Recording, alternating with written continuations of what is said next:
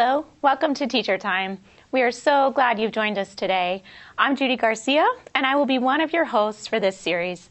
I'm here with my co-host, Will Scott.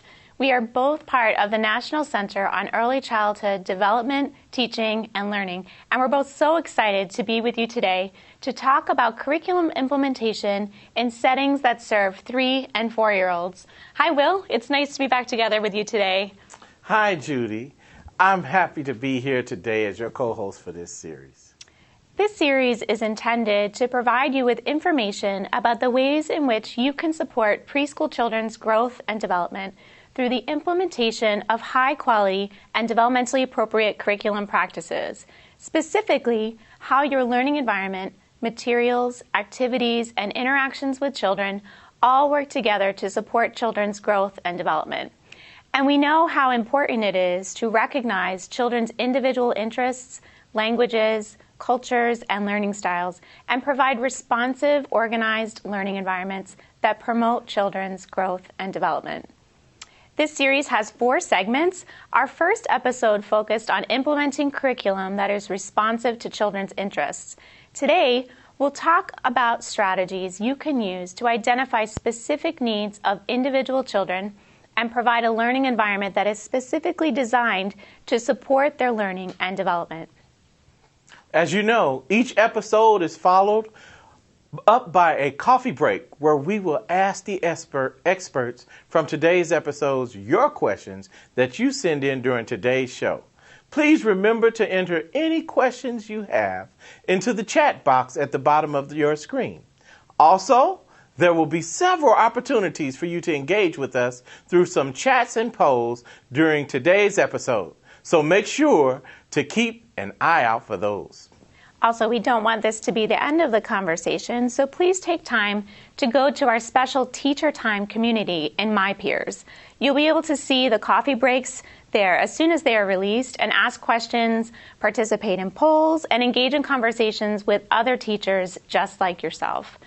Finally, make sure you fill out the evaluation at the end of the show. After you complete it, you'll be prompted to print your certificate of attendance. Plus, we'd really like your feedback so we can make this the most useful experience we possibly can. We hope you'll use the ideas we share today and share your ideas both in the comment box and on the My Peers group. Last time we were together, we talked about implementing curriculum in a way that is responsive to the specific children you're working with. We know how important it is to support children's learning with a responsive approach to curriculum. Today's topic is creating responsive environments for preschoolers, and the focus is on using materials and learning opportunities to meet the individual needs of all children. Your curriculum likely has guidance for how to set up your learning environment. It's important to follow those guidelines as you implement curriculum, but you also need to regularly adjust the environment and learning opportunities to be responsive to the interests and needs of your children. Developmentally appropriate practice emphasizes the importance of young children's learning environments. We know environments should be responsive and foster trust and emotional security. And one of the ways this happens is when children see their interests reflected and when they can access materials that are at the right stage to support their growth and development in different skills. So what might that look like?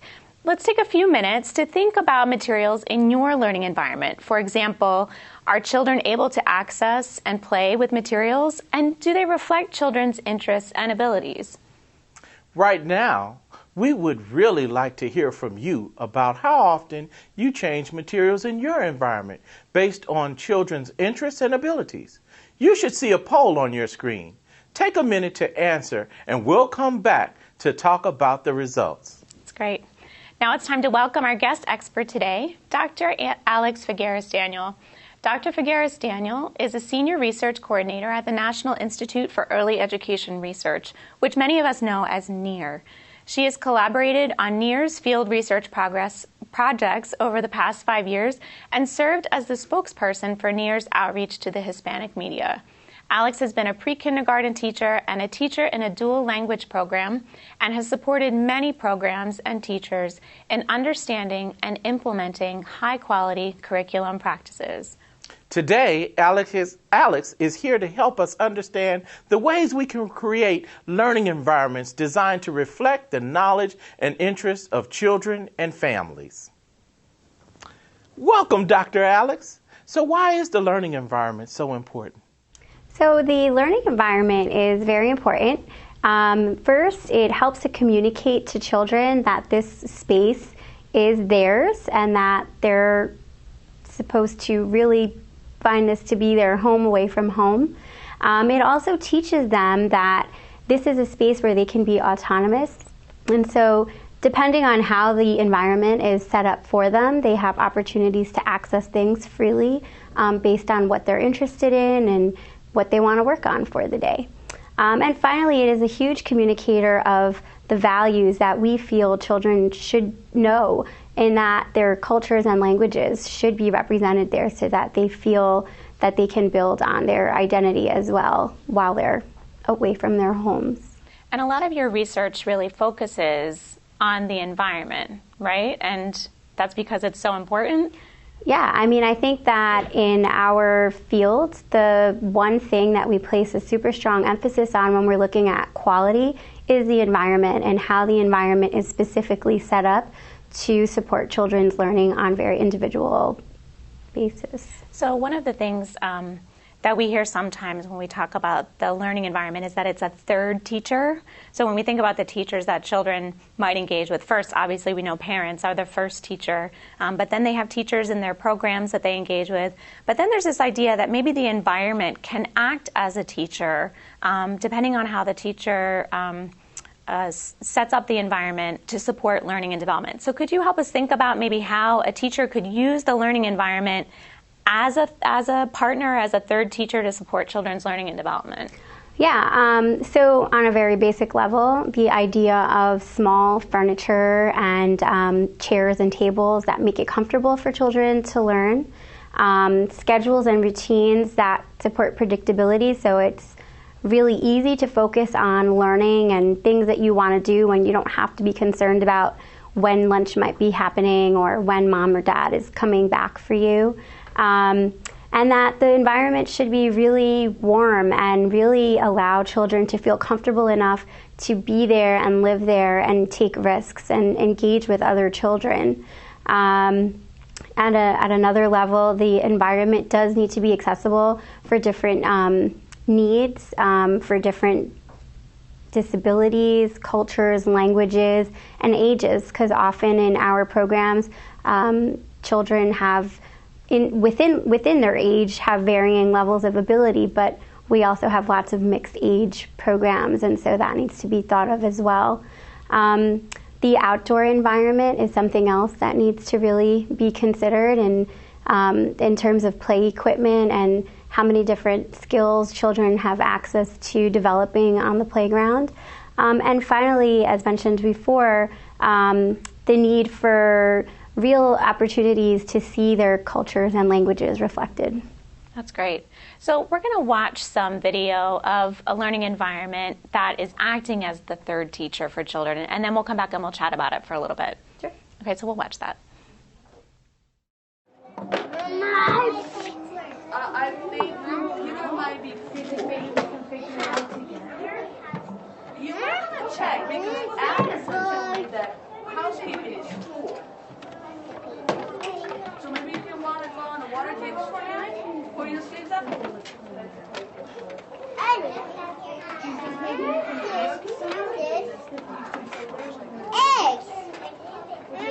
What? I'm sorry, I didn't see that. Hey, look, a banana. When you're done, can I play here? No, this area is full. That's here then?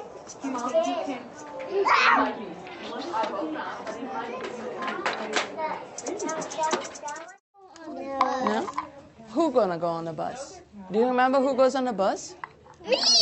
Riley goes on the bus. Who else goes on the bus? Me! Go home. Jaden. Jaden goes on the bus. And then we go home? We do. I'm doing go on the bus. Torian? I don't know, ask him. I don't go on the bus. Me. So go outside and play. With the car. I don't think so.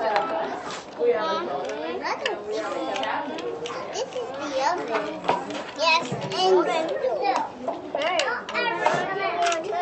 no coming out. Dr. Alex, what did you think about what we saw here in these learning environments? All right, I think I saw lots of things that I usually see, fortunately. For one, in the opening scene where the children are playing in the dramatic play center, you can see that there are bins with labels that makes it very easy for them to put things away. But essentially that they also have all of the play materials that they need to carry out what looks like a really sophisticated family play scenario. So they have the dolls, the high chairs, and everything is right within access, and they're building all of the social emotional skills that you would hope to see happening in a dramatic play center. There's no searching around for something that they might need to contribute to the play, and it's really just all the work that they're doing. During the lunchtime, I saw that the children were helping themselves to their lunch while they were talking with the teacher. So again, they can really focus on those interactions rather than waiting or worrying about when they were going to get their part. And finally, I think one of the things that really stood out to me, although I don't know if it's super obvious, but being a regular classroom observer, I noticed the interactive schedule that was posted behind the children playing with the blocks. And I can see that the teacher must be moving some type of a marker along the way so that children are able to see exactly what part of the day they're on and what part might be coming up next. And so I think that's a really meaningful way to use a display in the classroom to help to build autonomy and to help them really be, I don't want to say mindful, but very engaged in what they're actually doing rather than worrying about other things. That's great. So the environment is not just the materials, but also the things on display on the walls and the way that the teacher engages with children and provides them with autonomy. That's great. Thank you so much. These are great examples, and I know we'll get to talk with you more on the coffee break about what we've seen here. Okay. Remember, if you have questions for Alex, submit them in the comments box, and we'll discuss them during the next coffee break. Now, let's look at the responses we received from the poll about how often you change materials in your learning environments. So we have our poll results in, and it looks like the majority of people who are viewing today say that they frequently, at least monthly, change the materials in their classrooms and their learning environments to reflect the needs of individual children, which is fantastic. That is. Yep. That's great. All right. So now we're going to ask you to actually respond in our chat box. One of the things we'd like to hear is how you have used your learning environment as a third teacher. So for example, to scaffold learning, reflect children's interests and abilities, or to adapt for children with disabilities. So take a minute to let us know, and we'll come back to your responses in a bit. Now we're going to take a few minutes to focus specifically on the development of language and literacy. Earlier this week, I had the chance to speak with Dr. Linda Espinosa, Professor Emeritus of Early Childhood Education at the University of Missouri-Columbia. Let's watch to see what she has to say about creating learning environments that support children's growth and development in language and literacy. So we're happy to have Dr. Linda Espinosa back with us in the studio today. Dr. Espinosa is a Professor Emeritus of Early Childhood Education at the University of Missouri-Columbia. She's worked extensively with low-income Hispanic and Latino children and families throughout the state of California as a school administrator and program director. She's published more than 120 research articles, book chapters, and training manuals on how to establish effective educational services for low-income, minority families and children who are acquiring English as a second language. Thanks so much for being here today, My Linda. pleasure. We're excited to have you back. So we've been talking today a little bit about how teachers can be responsive to children and meet their individual needs in the classroom. And one of the things we want to think about specifically with you is supporting individual children's language and literacy experiences and their growth and development. We know that this is important because they each have unique experiences and backgrounds. Their cultures and languages are unique, and what they've experienced is different when they come into the classroom. So we want to think about ways to make sure that the activities that we provide, the instructional opportunities that we provide, are appropriate to each child and meet their specific knowledge and skills. So if you could help us think a little bit about ways that teachers can provide interesting and engaging learning experiences for children that will really meet them where they're at. Right. Well, and I'm so glad you brought up the unique, individualized nature of language development, because it is really important that as teachers, as educators, we do understand an awful lot about the background of the children, particularly when those backgrounds are not similar to our own, so that we after we've had those family interviews and we've talked to families about those early learning experiences and the family's cultural practices, the family's language preferences, then we can be responsive to what the child is saying to us. The language aspect of it does underlie everything else that we're doing in the classroom. So to systematically understand and build upon the language abilities that the child brings into our settings, what we'll do is really sort of focus in on that individual interaction with the child and be attentive to, responsive to, and extend the kinds of language things we're hearing from the child. So we will necessarily listen to what it is the child is telling us and show an interest, a sincere interest in what the child is saying, and then respond to it in a kind of an elaborated way so that we take that interest, we understand where it comes from, and then we start to build upon it. So we might add adjectives, maybe complex adverbs, maybe a complex sentence, change the tense of the sentence, and maybe add something at the end that's either a comment or a question. So you kind of keep that interaction going back and forth between you and the child.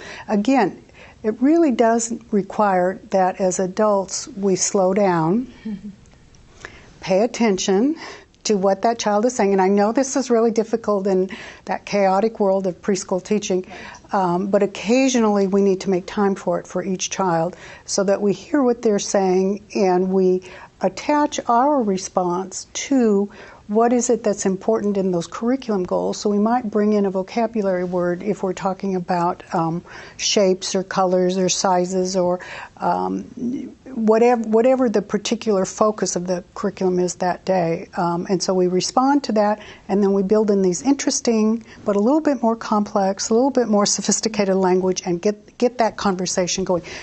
Not as so different from what you would do with an adult. So we're going to take a few minutes to just watch a teacher as she's interacting with a few children and listening to them and then supporting them in their language. Oh no, please don't crash our tower, Aaron.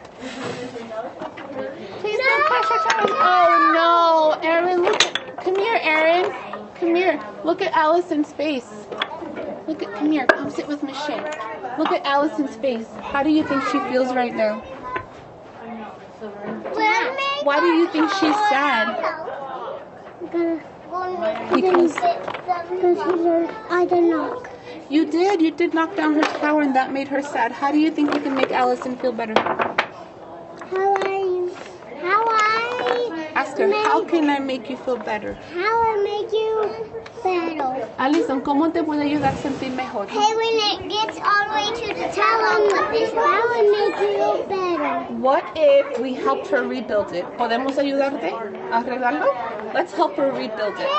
So I'd just love to hear your thoughts about what this teacher did to support these children individually, where they were in terms of their language and ability to express their needs and their thoughts. Right. Well, it was a beautiful example of a teacher who was sensitive and responsive. This little guy, Aaron, had done something that a teacher could have said, no, don't do that. You knocked her block. Don't you see that makes her feel bad? But she didn't. She brought him over to communicate, you're accepted, we want to talk about what you did, and we want to provide not just language modeling, but also some content around social emotional development. So she was able to combine those in a very seamless and natural way. So she brings Aaron over. He sits on her lap. She helps him understand how Allison, I think it is, how she is feeling because she had built something and he had knocked it over, probably recklessly and thoughtlessly. And the teacher is helping to build in him that concept of empathy and compassion toward the other girl's feelings, little Allison's feelings. The really interesting part too is that Aaron's very cooperative, clearly wants to improve on his interactions and probably wants to be friends with Allison, which most preschoolers do, really have this desire to have high quality social interactions with their peers. We also could see that Allison wasn't responding to English, and so the teacher had the bilingual ability to communicate to little Allison, is it okay if we help you? Do you want us to help you? And Allison didn't look up, but then the teacher stopped and she looked up, which gives us a clue that she understood. She has receptive language abilities, probably way beyond what she's able to express. So the teacher asked her if it's okay, and then she kind of nodded and said yes, so gave that indication, and then talked to Aaron again. So I think this was a very sensitive way of both modeling the English language for Aaron and for Allison, and helping Allison understand what that content of that lesson was in the language that Allison is clearly more proficient in. But, I would just also say we really don't know, from this clip, how much Allison knows either in Spanish or English, and that would be a good thing, I think, to understand that better. And I think one thing that we can see, though, is that the teacher knows where the children's language abilities are, so that she's able to support them, so that she knows that within this circumstance where she's helping them kind of negotiate this problem that they have, that speaking to Allison in Spanish to tell her what's happening or offering her the solution in Spanish is something that Allison might need, and that offering the solution is support that Aaron needed. Here's how, let's offer a solution to her, and helped him with that language too. So it's clear that she knows where they are in her own classroom, understanding what their language abilities are, and then she's building on that in a way that's really supportive, and like you said, also supporting them in their social emotional development. Right. So she's modeling, and she has expectations, clearly. So she's extending out a little bit. It was very clear where Aaron was concerned, how she was helping to extend his understanding and his use of English. A little less clear where Allison was in those, in that aspect of dual language development, where she was in her English and where she was in Spanish. But my sense would be the same as yours. If she thought Allison was more capable, had more English proficiency, and I understand this was the beginning of the year, and maybe this was a brand new language for Allison, so she wasn't putting unusual demands on Allison to respond in a language that she may not have had any abilities in whatsoever. Right. So that's great. So can you help us think just a little bit about in classrooms where we're supporting very young children in their language development, some strategies for supporting individual children? So what are some key things that teachers can do that will really help them be able to individualize in the way that we saw in this video? Right. Well, and we've kind of brought this up already, but understanding that background of the child and what those interests are, what those family practices are, what this child has been exposed to in their earlier years is really key to then connecting the content of what we're teaching. And obviously our content is going to promote the goals that we have within our curriculum. So you know what the themes are, what the concepts are that you are working on. For the example earlier, the teacher may have been really working on identifying human emotions, sad, happy, etc., and maybe that was part of a theme or something. So you have your content, and then you kind of understand how you can connect that into the interactions, the language and literacy interactions that you have with the children, through the choice of books that you make, through the types of materials that you put in your learning centers, through the interactions that you carefully structure in those learning centers, and our ability to both teach content, individualize it, and make it culturally consistent with what the child has already experienced. An excellent way to instruct that incorporates all of these elements would be using a dialogic reading approach. And dialogic reading is basically just a term that we use when you select a book. Let's say The Hungry Caterpillar. It's available in Spanish and in English, and for this teacher's classroom, that would be very appropriate. So you select a book, and then maybe you read the title and you interact with the children about what do they think it's about. Who do you think is going to be in this story? What might happen in the story? So it's a way of engaging children with the content and emphasizing the vocabulary that you know is important because part of your curriculum goal, and using that storybook time in a way that will actually increase the child's participation and learning of those important lessons. So the reading the book is more like a conversation, a back and forth, than just holding the book and reading from page to page. Exactly. Okay. Exactly. So you have that back and forth, and that's what's going to keep them engaged and keep them help them focus on this is what happened. What's going to happen next? What do you think could be another way that this could happen? So you keep their attention focused and keep them anticipating and get that language going. That's great. And I think that I would imagine that would support dual language learners as well in their ability to engage in a book reading. Right. Well, with dual language learners, we actually do want to encourage teachers to identify a book that's available in the child's native language. Like we mentioned, that The Very Hungry Caterpillar is available in Spanish and in English. And it's important that the child hear that book in their native language before you introduce it in English. Mm-hmm. And we can do that in a variety of ways. If we're lucky, and remember we've already talked with the family, so we've had our family interviews, and hopefully we've also identified some family members who are able to come in and maybe read that book to a small group. And it doesn't just have to be Spanish speakers. So you could read it to English speakers as well, and that would be introducing a second language to native English speakers. But the point for dual language learners is that they hear the content and they know the key vocabulary in Spanish in their home language, and then we help them. So when the teacher reads it in English, we can make that application of this is the word in your home language, and then the application, and this is what it looks like in English, which helps them then to transfer the language skills they already have into that task of learning English. One of the principles for dual language learners is, yes, they need to acquire English. Yes, it's extremely important for kindergarten entry, but no, it should not come at the expense of their home language. So we have to find these strategies and these ways of supporting both. This is really helpful. Thank you, Linda, for being here today, and we'll see you again on our next episode. Thank you. Good.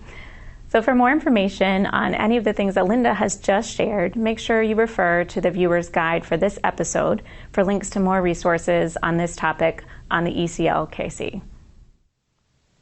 Linda will be back with us for the next preschool episode to talk more about supporting children's language and literacy development. For more information on supporting language and literacy in your learning environment, you can go to the ECLKC and search for the Planned Language Approach, a comprehensive, systematic, research-based approach that ensures optimal language and literacy services for children who speak English and for those who are dual language learners. Now let's take a look at our chat responses. Sure. So we had lots of responses. And remember, we asked teachers to tell us about how they use the environment as a third teacher. If you remember, we said, you have parents are teachers, and then obviously the teaching staff in the classroom. But we can think about the learning environment as a way to support children's learning and development. So it kind of acts as a teacher in terms of supporting their growth and development. So some of our teachers responded. Megan responded that she places materials in specific spots in her classroom to promote conversations and questions and teamwork, which is really great. Another teacher says she sets up a cozy corner where children can relax. And then a few other teachers, Nancy specifically, said she uses the environment by adding items to enhance what children are learning about. So this is great. We've heard from so many teachers today about how they're using the environment as a third teacher.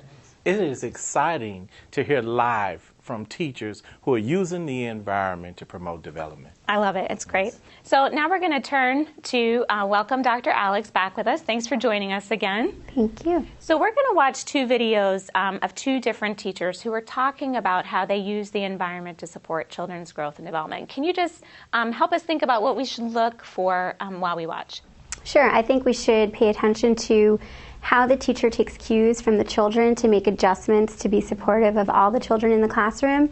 And also there's video to help us see when a teacher makes a very specific change, so to speak, to support a skill that she sees needs help. Okay, that's great. Let's take a look.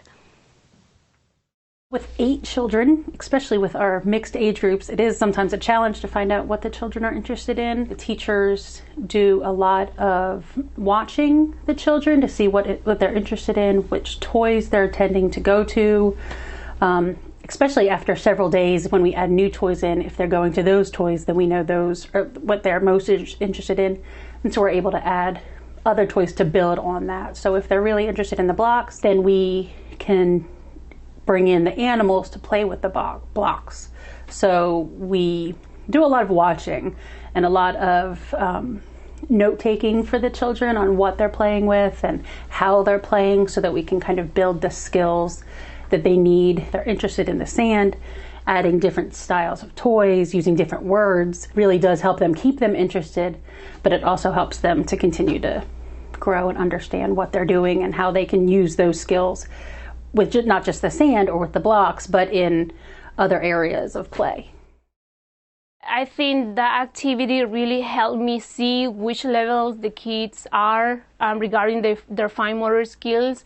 Right now, for example, with that child that has difficulty cutting, I would do more of fun activities like Play-Doh, not too much instructional activities with them, so maybe their muscles can have some more practice. I'm thinking about other activities such as ripping paper or tearing paper apart. That could be helpful. So I'm already thinking what this child is gonna need to get at the point where, it could be easier for them to handle the scissors. I have to think about that child and think about the fun activities for that one, but then also I have to think about the other child that is already having no difficulty with straight lines. Maybe promote them with cutting circles or lines that can be a little bit more challenging but not too hard, so that it can be fun. It can be something that they can feel accomplished of what they are doing. Dr. Alex, what did you think? Well, I love these teachers. They are just so skillful at watching the children in their class. And so I think specifically the first teacher really talked about how she's watching children and taking cues from their interests and changing actual materials in the block center, in the sand area. I think that's really important because those are the ways that we maintain engagement and keep children excited about learning the next part. The second teacher really talked a lot about this trajectory of skill development on fine motor skills with the child, about cutting that she was referring to. And I think that's really important. It really shows how deeply she understands child development and the progression for fine motor skills, and how she's responding to the child to help develop the skill, and how she's able to recognize what the scaffolds that the child needs are. Yeah, I think it was really great when you think about, especially with the first teacher who was telling us, that she just pays attention. She watches them. She thinks about what's interesting to them and maybe how she can amplify what they're interested in, so she can build on their skills that they're already showing, but also keep them engaged, right? If you go to the same center every day and the same materials are there every day, you might not want to go there anymore, right? So she sees, I love that she said she brought things into the block area, right? So it's not just blocks. You love building with blocks. Here's some more things to kind of extend what you're already doing there. And the fine motor skill example, I think, to me is so valuable, right? We recognize what children are working on these skills and then giving them materials that'll help them be successful. I love that she said that, right? We want to challenge them, but we also want them to feel successful. Right. And I think that that's so important. Definitely. Well, thank you, Alex, for being here. Thank you. It's great to have you here. Alex will be joining us for our remaining episodes to share more of her insights into how to implement a high-quality and rich curriculum in your learning environment. Okay, so now it's time for you to try it out. As Dr. Alex just mentioned, in order to create a learning environment that supports individual children, it's important to, 1, understand developmental progressions, which you can find in the Early Learning Outcomes Framework. 2, know where your children are in that development, which requires observation and ongoing child assessment.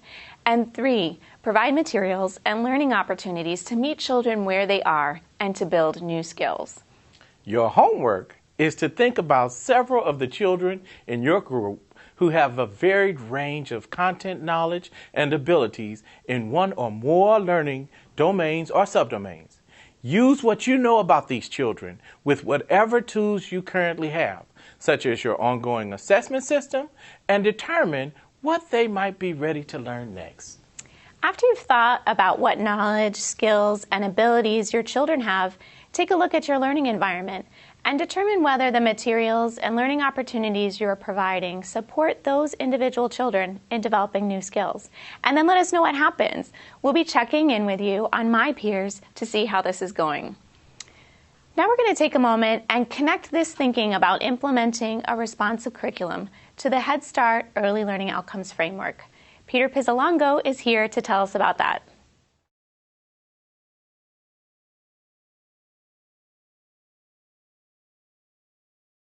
I'm Peter Pizzolongo, Director of Training and Technical Assistance Services at the National Center on Early Childhood Development, Teaching and Learning.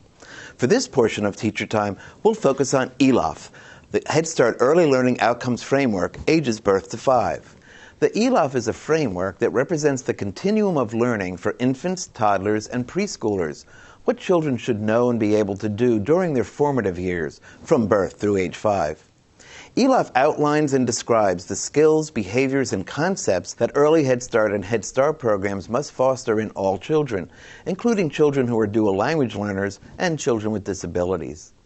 ELOF is organized in a way that can help teachers and families understand child development and guides the ways in which we help children learn.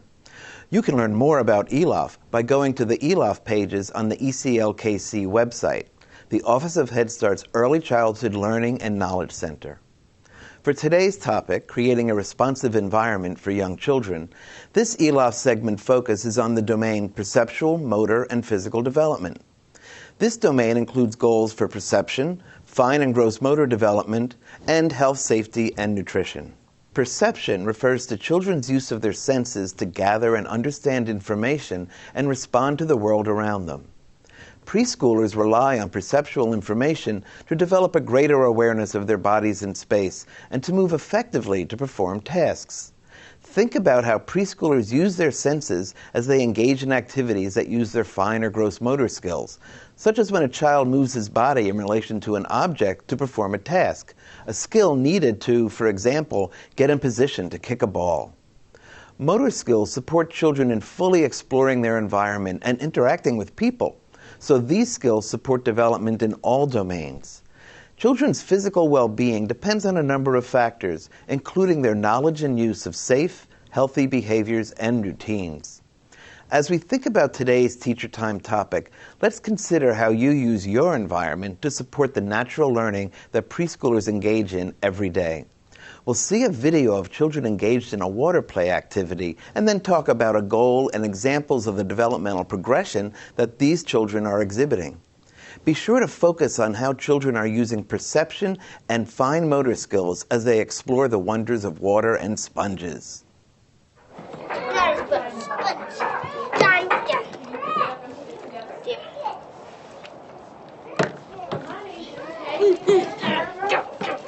No, don't be.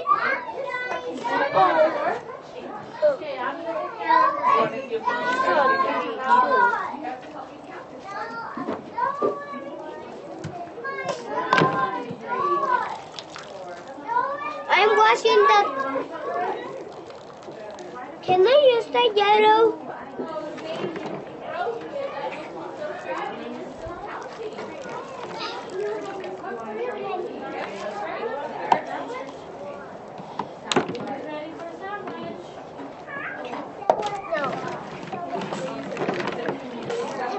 Look at me.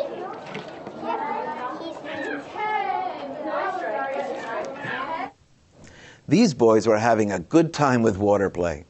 One of the ELOF goals is child demonstrates increasing control, strength, and coordination of small muscles. Did you notice how the child on the right with the orange sponge squeezes the sponge with a loose grip and watches the water drip, and later lifts the sponge higher, squeezes using his whole hand, and watches the water drip differently? The child next to him with the green sponge repeats the action. Later, the child with the green sponge scoops more water with a cup and pours it on the sponge. The developmental progression for preschool children that lead to meeting this goal begin with children performing simple hand-eye tasks with limited precision and control, moving to children coordinating their hand and eye movements to carry out tasks, such as the use of the pincer grip for light sponge squeezing and full fist grip to get the liquid out of the sponge faster.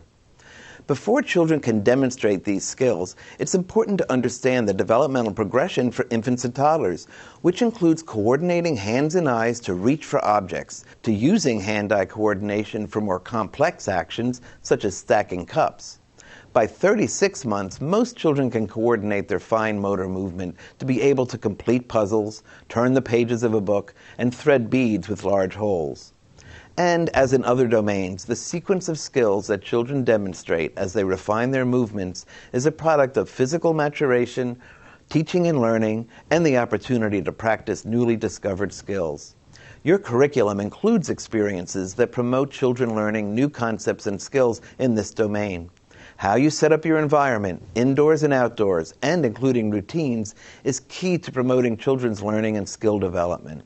And by knowing the developmental progression and the strengths, interests, and needs of each child in the group, teachers know how best to support children learning new concepts and practicing new skills. You most likely have a variety of equipment, materials, and activities for children to enhance their perceptual, motor, and physical development. You have opportunities for children to balance on one leg and dance to music. You also have equipment and materials such as a balance beam, hoops, jump ropes, tricycles or other riding equipment, large and small balls, foam bats, pegboards, stringing beads, paint and brushes, clay, and dramatic play clothing with zippers, buttons, and ties. You plan experiences that promote children's use of their senses and fine and gross motor skills. Setting the table, pouring milk, maneuvering an obstacle course, exploring objects in a water play table. For some children, some of the activities might require adaptation. Assisted technologies such as modified keyboards, having a wheelchair-accessible outdoor play area, or using written symbols to help a child with a hearing disability participate in a movement activity. Planning your environment is grounded in understanding where each child is, what her strengths, interests, and needs are, which begins with understanding how children grow and develop. The ELOF is a tool for teachers to use to help with that understanding. I hope that this segment has helped you to better understand the Early Learning Outcomes Framework, and you recognize how the ELOF can help you to be a better teacher.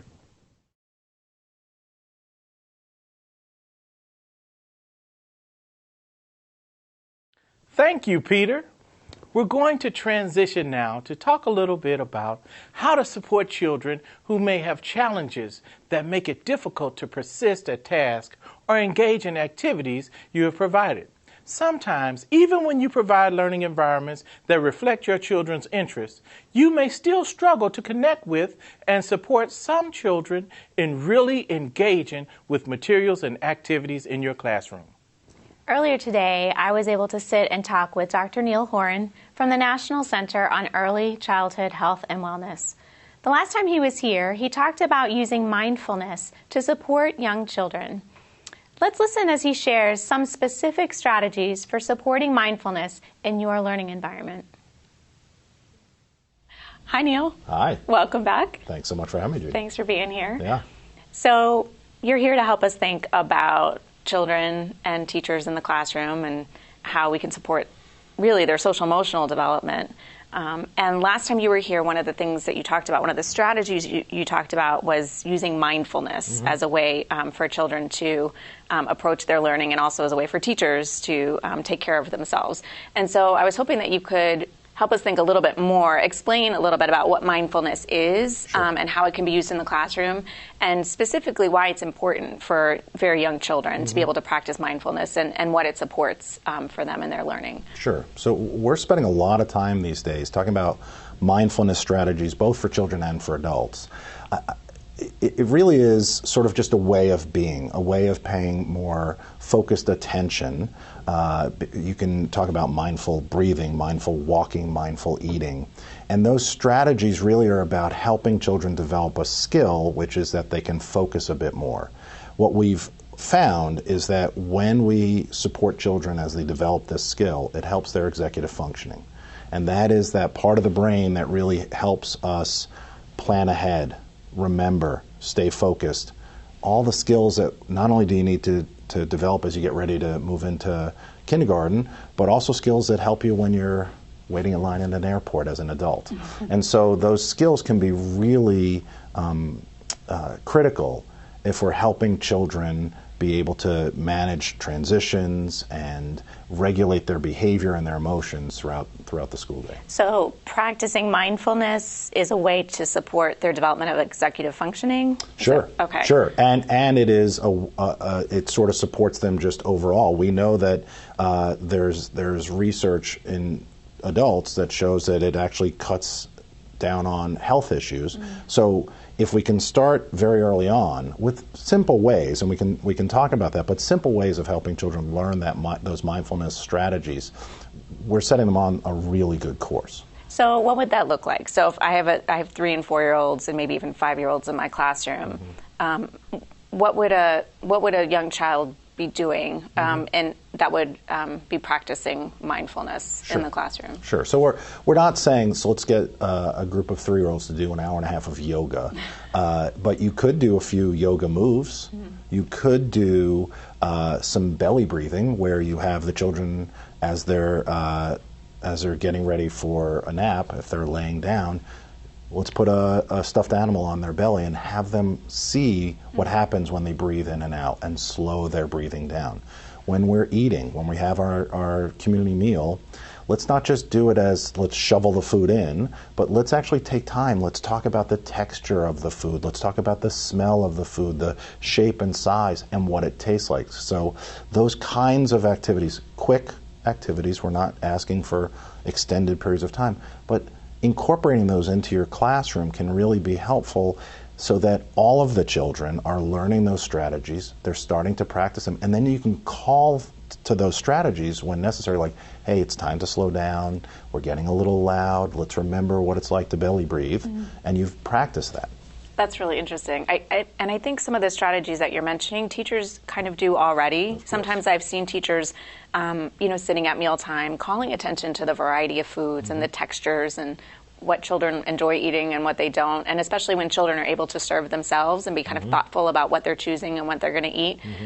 It's interesting that you're calling that mindfulness, whereas teachers might not recognize that that's what they're supporting, even though they're doing that. So that's really interesting. Well, and it is, Judy, it doesn't have to be some formal, okay, on Tuesday afternoon from 1 to 1:15 we do mindful breathing. It can be, I'm going to be paying more attention to the idea that mindfulness is a strategy that I incorporate into all that I do in my classroom, during transition times, when we go outside, when we're having a meal. And when teachers do that, it is a much smoother way of helping children learn those skills that they ultimately will display in terms of self-regulation, in terms of executive functioning. Now, this sounds like something that all children are going to benefit from. But I wonder if you could help us think just a little bit about maybe children in the classroom who are presenting some challenging behaviors for whatever reason. And, there's executive functioning, which I think you've mentioned that it supports, but then also maybe in relationship to managing your own behaviors and your own emotions. Can you talk a little bit about how mindfulness can support that? Sure. So part of being mindful is paying attention to how you're feeling, both physically and emotionally. And if we are supporting 3, 4, 5-year-olds in this, they start to be able to recognize, when I'm angry, this is how I feel. They're mindful of it. And when you know how you feel when you're getting angry, you actually might be able to slow yourself down. You might actually not get quite as angry. And you might be able to access, because of that enhanced regulatory skills, those enhanced sort of executive functioning skills, some of the strategies that we've been working on in our classroom. Again, as you mentioned, I think it's a really important point. Most teachers are doing this as just a regular part of their day. They're just not calling it mindfulness. What we want to do is we want to help those children who may at times demonstrate challenging behaviors enhance those skills. I don't think that what we do is we do mindfulness for only a subgroup of children who have some difficulty.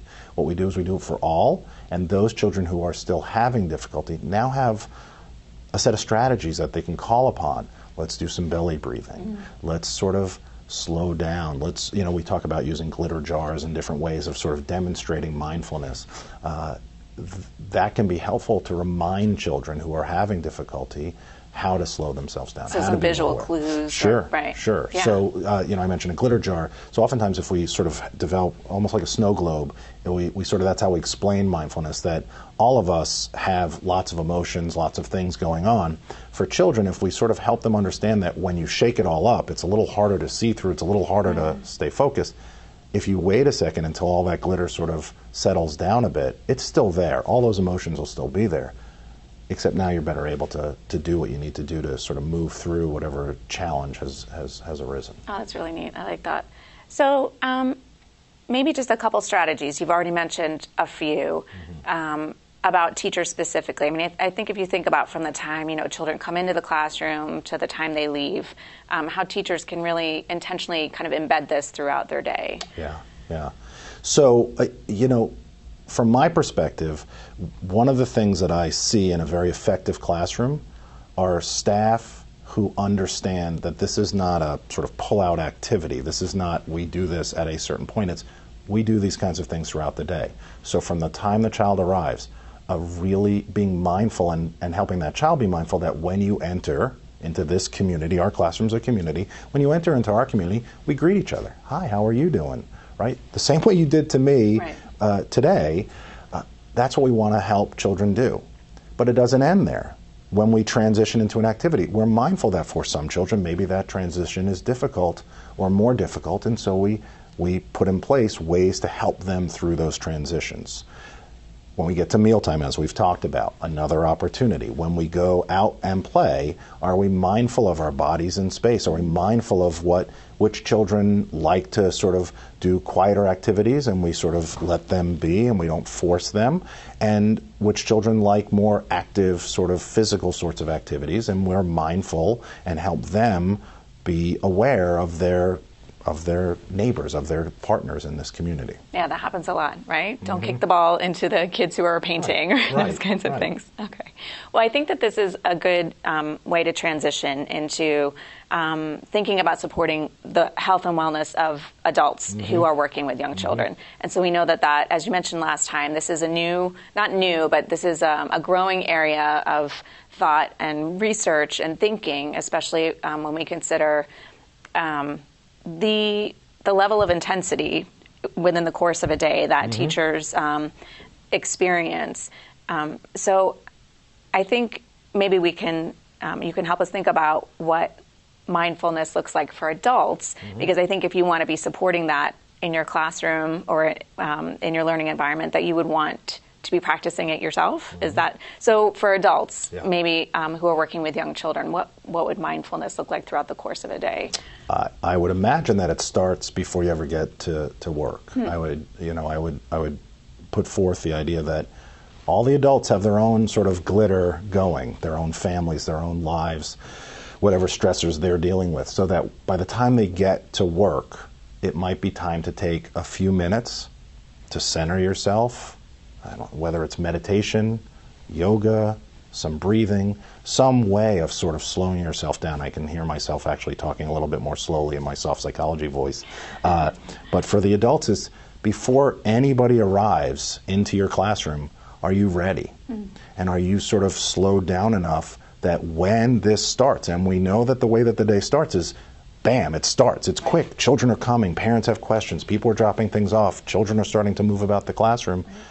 How do you sort of approach that so that you're in a space where if something goes awry, you can sort of handle it in a smooth way? It doesn't sort of throw you off for the rest of the day. then having some time during the day, and this is the harder part, and this is where if the program itself is sort of paying attention to this, we're making a space where teachers have 2 minutes to go just breathe, take a breath, that teachers have a chance to not just grab some food and not have a chance to enjoy a meal. I'm not suggesting that they get a 3-hour lunch break, but I am saying maybe being aware that the more effective teachers tend to be the ones who are able to slow themselves down, regulate, use their executive functioning. Right. We know that mindfulness has a lot of positive benefits for adults.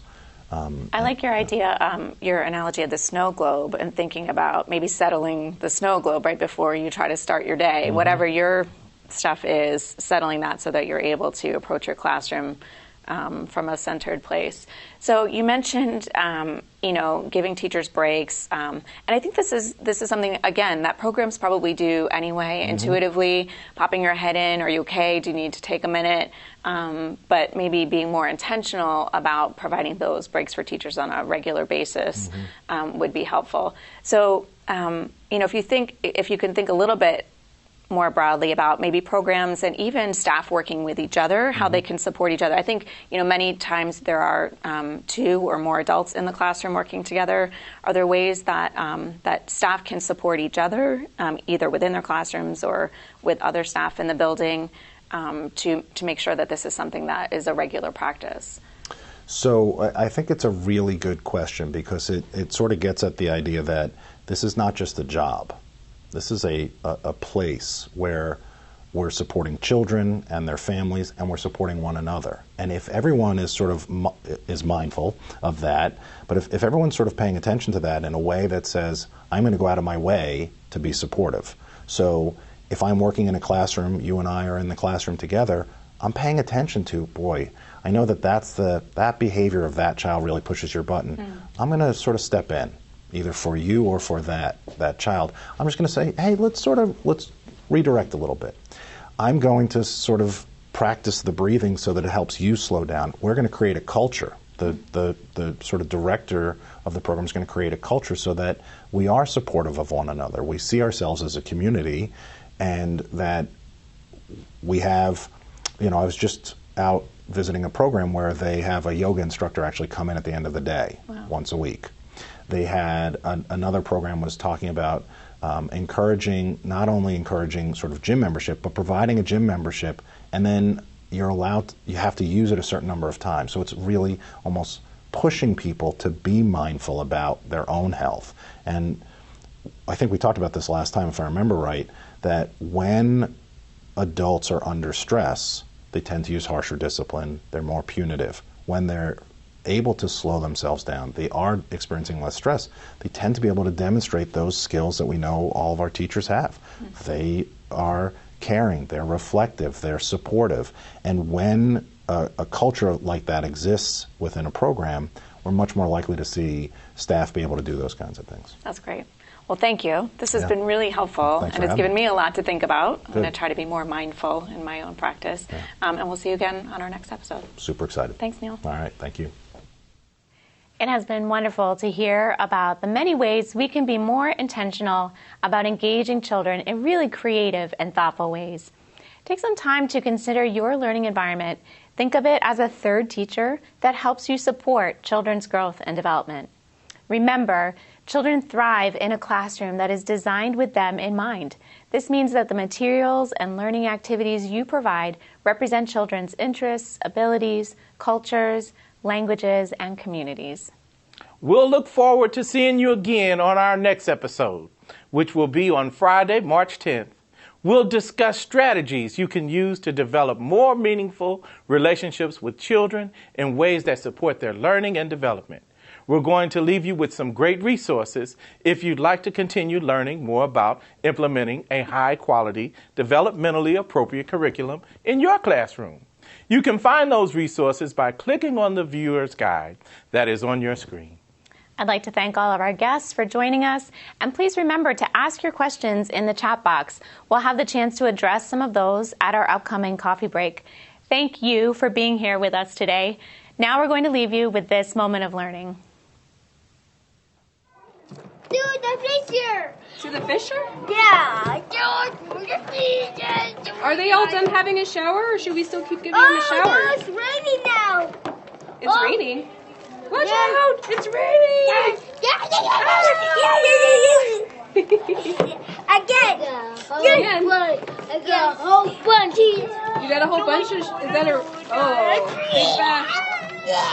Hey, he's using his boat to knock over all the animals. I don't know if the animal's gonna like that.